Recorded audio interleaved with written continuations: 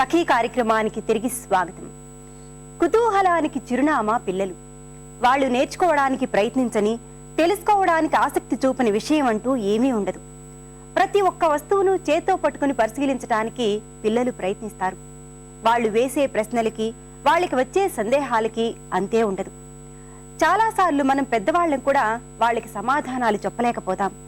పిల్లల మనసుల్లో జీవితాల్ని తలకిందులు చేసేంత పెద్ద పెద్ద దిగుళ్ళు, సమస్యలు, కష్టాలు ఇంకా తిష్టవేయకపోవడంతో కుతూహలం రోజు రోజుకి పెరుగుతూనే ఉంటుంది. ఈ కుతూహలమే పిల్లలు పెరిగి పెద్దవాళ్ళవుతున్న కొద్దీ జ్ఞానంగా రూపుదిద్దుకుంటుంది. ఈ కార్యక్రమం తర్వాత మరిన్ని విషయాలు మాట్లాడుకుందాం.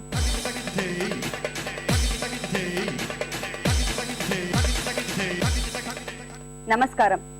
వంటల సందడి కార్యక్రమానికి స్వాగతం. మనం బొప్పాయితో ఎన్ని ఐటమ్స్ చేస్తామండి? మామూలుగా అయితే బొప్పాయిని డైరెక్ట్ తింటూ ఉంటాం, లేకపోతే కనుక పచ్చి బొప్పాయి అయితే కనుక చిన్న చిన్న ముక్కలు చేసి మనం కర్రీస్ చేస్తూ ఉంటాం. అంతకన్నా ఎక్కువ వెరైటీస్ మనకు తెలియదు. ఈ రోజు మనతో పాటు వసంత గారు ఉన్నారు. వసంత గారు ఈ రోజు బొప్పాయితో బొప్పాయి స్వీట్ చేసి చూపిస్తానంటున్నారు. అది ఎలాగో చూద్దాం. వసంత గారు నమస్తే అండి. నమస్తే.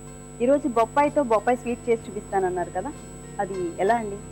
అంటే బొబ్బాయి మామూలుగా పిల్లలు ఇష్టపడరు, పెద్దవాళ్ళు అయితే అలాగే తింటాం కదా, పిల్లలు అయితే ఇష్టపడరు కదా, వాళ్ళ కోసం అని నేను చిన్నపిల్లల కోసం అని రెడీ